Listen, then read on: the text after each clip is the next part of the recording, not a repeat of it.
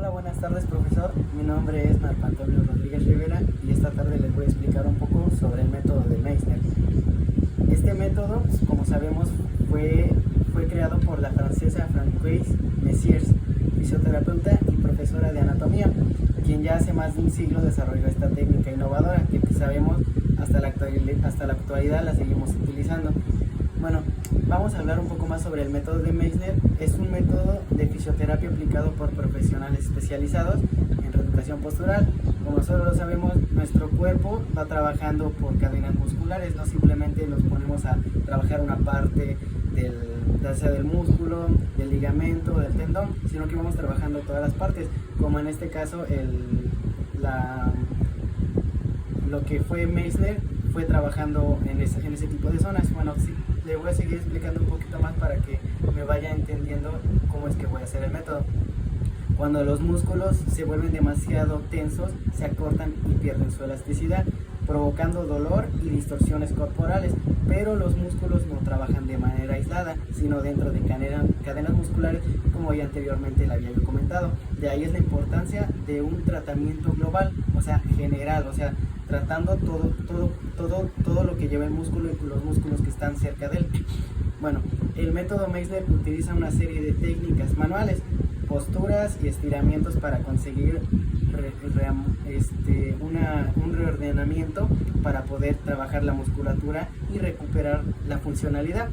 Consiste en la alineación de las líneas de tensión que afectan a los grandes grupos musculares. En este caso, cuando llegamos a tener alguna caída, que a lo mejor tenemos pues la mala postura, como todo mundo tenemos una mala postura, nadie es perfecto. Bueno, les sigo explicando un poquito más sobre lo que es este método. Hay unos puntos importantes para que quede claro y la diferenciemos de otros tipos de métodos. Esta es una fisioterapia basada en observación y análisis, porque sabemos que no solamente vamos a llegar y este tiene lo que el anterior paciente tuvo. No. Hay que observar cuál es el problema que tiene y ir diagnosticando pues cuáles son las cadenas musculares que están afectadas. En este caso también tenemos que utilizar lo que es la visión global anatómica de cadenas miofaciales, como lo acabo de comentar. Son varios puntos que van diferenciando a otros métodos, como lo es la compensación de curvas del raquis. En este caso, bueno, yo encontré varios métodos y me quise explicar un poquito sobre lo que es el raquis, como lo que sabemos que es la columna vertebral.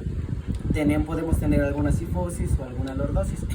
Bueno, también es la conciencia postural y la respiración, porque sabemos que es muy importante hablar sobre lo que es una conciencia postural, saber, no, pues es que tal vez estoy mal colocado.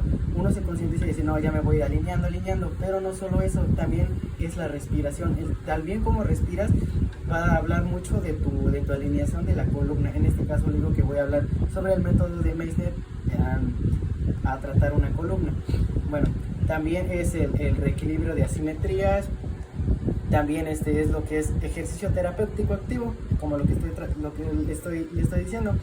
Vamos a hablar de un tratamiento, prevención y educación. Esas tres partes son muy fundamentales para lo que es este método de Meissner. Bueno, antes de empezar con el método, vamos a hablar de las razones por las cuales aplicamos este método. No podemos llegar y aplicárselo a la persona como tal, si tal vez no tiene ese problema. Por eso tenemos que utilizar los puntos que ya hablamos anteriormente para llegar a esto.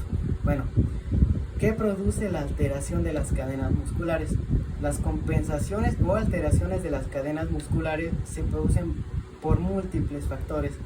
No solamente es, como ya le había dicho, una mala postura, puede haber traumatismos, etcétera. En ocasiones son consecuencia de anomalías óseas, que tal vez uno ya las puede traer pues por la mamá o por los papás genéticamente. Estas se presentan en una edad temprana del crecimiento y generan alteraciones. Estas se consideran afecciones estructurales, como por ejemplo una escoliosis o el pie plano. El pie plano, tanto a lo mejor por el calzado que tienes o genéticamente te puede pasar. Son varios los factores. En estos casos, los músculos que reaccionan adaptándose al esqueleto óseo pues son los que se van afectando más. Se afecta el hueso, se afecta el músculo, se afecta el ligamento, se afecta toda una cadena, y es así como pues van surgiendo el problema. En otros muchos casos, las malas posturas, el sedentarismo o el abuso de práctica deportiva con mala ejecutación de la misma pueden producir una alteración que desencadene dolor y lesiones al paciente. Todos sabemos, ¿no? Por ejemplo, en este caso un ciclista todo el tiempo va en la forma de que hace una flexión de cadera, flexión de piernas, pero ellos ya llevan una excelente postura, ya no se lesionan, ya no están propensos a una lesión porque es como se acomodan, pero en este caso tal vez vayan un poco de lado hacia el otro lado y no es un día en el que practican ese deporte, son meses y semanas. Entonces en ese transcurso es como alguien puede llegar a tener una lesión, y es por eso que vamos a hablar sobre este método que es Meissner. Sus principales usos y aplicaciones del método Meissner en la fisioterapia. Ahora sí vamos a hablar. El método Messier tiene lugar en el protocolo de tratamiento de diversas patologías de origen musculoesquelética, entre las cuales podemos destacar patologías vertebrales, como en este caso digo que me estoy centrando más. El método Messier nos permite obtener resultados beneficiosos en el caso de lumbalgias, el problema que le llaman la famosa ciática, o sea, el problema del nervio ciático que, como sabemos, atraviesa desde la parte media de la columna vertebral hasta los dedos de los pies. Ese es el transcurso que lleva todo el nervio ciático. También tenemos problemas con lo que son cervicalgias o hernias discales, etcétera. Lesiones musculoesqueléticas. Se puede aplicar el método Messier en caso de contracturas musculares, tendinitis o atendinopatía, son dos términos muy diferentes, o también rigidez articular, etcétera, etcétera. Otro punto muy importante son las deformidades ortopédicas, como en el caso de la escoliosis y la hipercifosis, etcétera. Disfunciones miofaciales, miombrología, estrés, etcétera, etcétera, etcétera. Como aquí lo podemos ver. Bueno, ahora les voy a explicar cómo se realiza este método. Ya sabemos su origen, en quién lo podemos aplicar, en quién no lo podemos aplicar. Entonces ahora sí vamos a cómo aplicar el método. Bueno, podemos dividirlo en tres fases. En este caso, para el método vertebral, que les digo que les voy a hablar del raquis. La primera fase es alargar el raquis para eliminar todas las curvaturas. En el plano anterior conviene evitar verticalmente el tronco con convexidad en las curvas y alargar transversalmente en la región escapular. En el plano posterior tiende a alargar y verticalmente el tronco y a cortar transversalmente en la región escapular. Bueno, dentro del tratamiento, estiramientos pasivos. Los músculos que hay que flexibilizar son los espinales y cervicales y los fascículos también superiores de los trapecios. Bueno, para la segunda fase tenemos que es la elongación activa. Dentro de la elongación activa, aquí tengo un dibujito de más o menos cómo está el paciente.